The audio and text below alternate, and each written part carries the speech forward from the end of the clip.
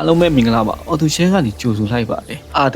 RWD ရဲ့အရှိကရော We Are We Drive ဖြစ်ပါတယ်အင်ဂျင်ဆွာကိုနောက်ပြီးနေပေးစီပို့ပြီးတဲ့စနစ်ပါ acceleration ကောင်းတယ်ဘဲလက်ပူကောင်းပြီးမောင်းတဲ့ feeling နဲ့ပိုကောင်းတယ်မိုးရွာတဲ့လမ်းကျော်တဲ့နေရာတွေမှာတတိထားမောင်းဖို့ဟောလိုအပ်ပါတယ်ညတာတဲ့အလင်းချိန်အင်ဂျင်ကအရှိမရှိပြီးဂီယာနဲ့ဘိန်းရဲ့စနစ်အစိပ်ပန်းအချို့ကကားအလင်းနဲ့နောက်ဘင်းစီရောက်သွားတဲ့အတွက်ကားတစ်စီးလုံးရဲ့အလေးချိန်မျှချိန် Ford to rear weight balance ပိုကောင်းပါတယ်ဒါဟာကားကိုငင်ငင်တက်တက်နဲ့တည်ငြိမ်သွားမောင်းနေနိုင်စေပါတယ်ပုံမူကောင်းမွန်တော့ထိချုံမှုရှစ်ဘိန်းတွေကကားကိုနမ်းကြောင်းပြောင်းပြီးတဲ့ CRV အလုပ်ထုတွေကိုပဲလုပ်ရပြီးနောက်ဘိန်းတွေကကားကိုအရှိတိုးမေးတဲ့ drive အလုပ်ကိုလုပ်တာကြောင့်တာဝန်ခွဲဝေမှုတည်ကြသွားပါတယ်ဒါကြောင့်အကွေးကောင်းဒီမှာ CRV တုံ့ပြန်မှုပုံမူတည်ကြပြီးကိုရတာပုံမူပေါ်ပါပြီးနှိမ့်မြန်ပါတယ်အရှိန်မြင့်တင်မှုကောင်းမွန်ရင်လေးပါးကိုပြင်းပြင်းထန်ထန်နင်းလက်တဲ့အခါအင်အားထီးရကြောင့်ကားရဲ့အလေးချိန်ကအနောက်ဘင်းတွေပေါ်ကိုတဘာဝအတန်းဖိကျသွားပါတယ်အဲ့ဒီအခါနောက်ဘင်းတွေရဲ့လမ်းကအားထွက်ရှင်ပိုကောင်းလာပြီးစက္ကန့်ပန်းတွင်အရှိန်တင်ရတာပုံမူထီအောင်မြန်ဆန်စေပါတယ်တိုးစတီပါမရှိခြင်း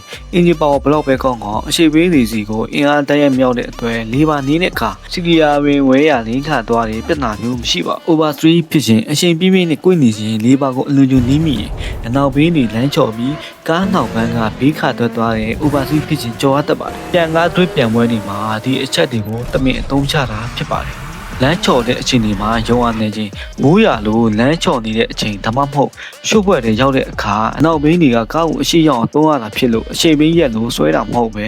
သုံးတာဖြစ်လို့ဘင်းချော်ပြီးရုံအားခက်ခဲတတ်ပါတယ်စီစားဆုံးအနေနဲ့ပို့ခြင်းပါဝင်တဲ့စက်ပစ္စည်းအစိပ်ပိုင်း drive stat differential တွေပိုများပြီးကားလေးတွေပိုလေးတဲ့အတွက် AWD နဲ့ရှင်ရင်စီစားအနေနဲ့ပိုနိုင်ပါတယ်RWD စနစ်ဟာမောင်းနေရတဲ့အရာကိုအပြည့်အဝခံစားကြည့်တဲ့သူတွေအကွေးကောက်တွေမှာကားကိုစိတ်ကြမောင်းနေတဲ့သူတွေအတွက်အကောင်းဆုံးစမ်းဆောင်ရည်ကိုပေးစွမ်းနိုင်ပါတယ်။ဒါကြောင့်မို့လို့ပရီမီယာကားတွေနဲ့ပြန်ကားတွေမှာ RWD စနစ်ကိုအဓိကသုံးကြတာဖြစ်ပါတယ်။